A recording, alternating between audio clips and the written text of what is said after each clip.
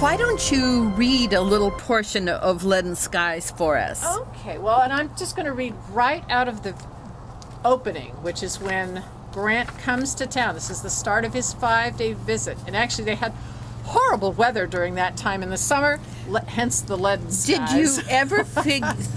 Did you ever think when you started your whole series that Grant would become an important, almost major character in your book? No, that was part of the serendipity of research, you know. And the serendipity of writing, and that your characters have their own way. They do, you know. Grant was sort of supposed to be a figure in the distance. Here he comes, and all of a sudden... Just like our train. Just like our train, here it comes again. So, and all of a sudden, he is here in Leaden Skies for 5 days and plays a major sort of he's a force in the book.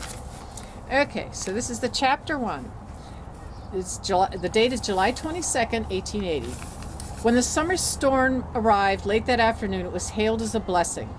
Damp spots the size of half-eagle gold coins pocked hats and shawls, sending small dust explosions puffing up from dirt streets ground to dust beneath boots and wagon wheels, and tempted small children to stand with faces upturned, tongues thrust out to catch the drops.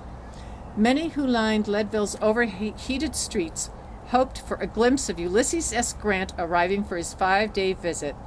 They'd been there since sunrise. They welcomed the rain, the cool wind that accompanied it. But after the thunder passed and the drenching continued, hour after hour, the thousands packing the avenues began to curse the clouds and their liquid gift. Damp crawled up trouser pants and wicked up the hems of long skirts and petticoats. Drops tickled off hat brims to wilt celluloid and lace collars and chill the backs of necks. Streets, which had produced clouds of dust mere hours ago, despite the best efforts of squirt wagons, now flowed mud. He's coming. Just left Malta. The whisper moved through the crowds like a gathering wind.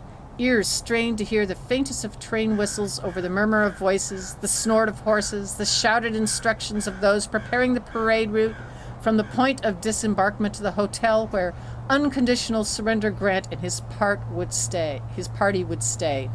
Still, not everyone's attention focused on the impending arrival.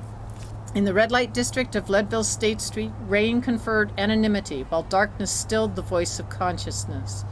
Behind the heavy damask curtains of a 3-story brick fortress on the corner of State and Pine, another world beckoned. Mapmaker Cecil Farnsworth tipped his head back to examine the front of the substantial building. Rain dripped off the brim of his hat, mingling with the drops that fell from the sky and slapped his face. With a long intake of breath, Cecil stepped up on the porch out of the rain. He removed his hat and, clutching it over his heart like a shield, knocked on the door of the whorehouse. So we have Grant and we have the dark side of town.